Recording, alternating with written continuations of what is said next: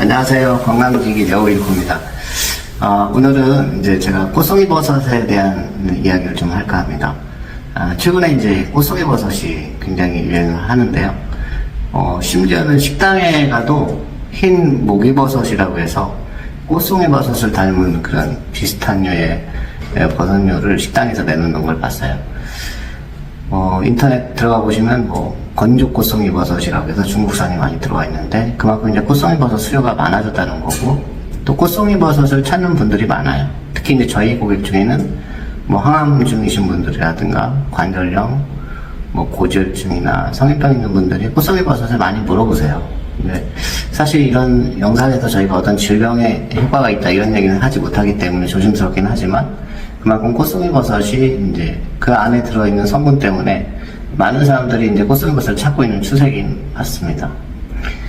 그렇다면 자연에서 이 꽃송이버섯을 채취하기는 굉장히 힘들어요. 왜냐하면 이 산산보다도 더 귀한 꽃송이버섯은 자연산 같은 경우 키로당 한 수백만 원 정도 호가하는 걸로 알고 있거든요. 근데 개인이 그 정도의 돈을 들이고 꽃송이버섯을 먹기가 쉽지 않거든요. 그래서 대부분은 요즘은 이제 대량으로 재배를 하게 되는데, 이 중국산 꽃송이버섯 같은 경우는 이제 주로 톱밥에다 재배를 해요.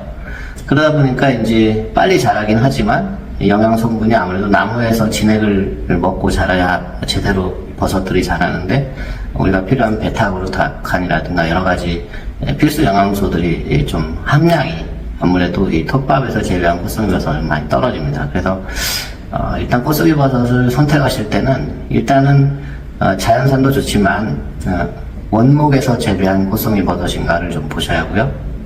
그 꽃송이에서 재배하는 과정에서 그 원료를 자연산 유기농 기법을 써서 재배를 하는지 이런 것들을 봐야 합니다. 그리고 생물로 꽃송이버섯을 먹기도 하지만 사실 보관도 그렇고 또 말려서 드시기도 좀 쉽지 않습니다. 왜냐면 이 꽃송이버섯 자체도 보관을 잘못하게 되면 곰팡이나 이런 것들이 생기기 때문에 웬만하면 인체에 흡수가 잘 되는 이 과립 형태로 해서 발효시킨 꽃송이버섯이 굉장히 최근에는 많이 찾죠. 그래서 꽃송이버섯이 조금 다 알기 때문에 사람들이 베타그루칸이 뭐냐 이렇게 물어보시는데, 이 베타그루칸은 이제 이 버섯류 중에 다 들어있는데, 버섯 중에서도 100g당 한 30g 이상의 베타그램이 들어있는 것이 꽃송이버섯입니다. 그래서 송이버섯이나 항암에 좋다는 상황버섯이나 이런 것보다도 꽃송이버섯이 가지고 있는 베타그루칸의 함량이 굉장히 높아요.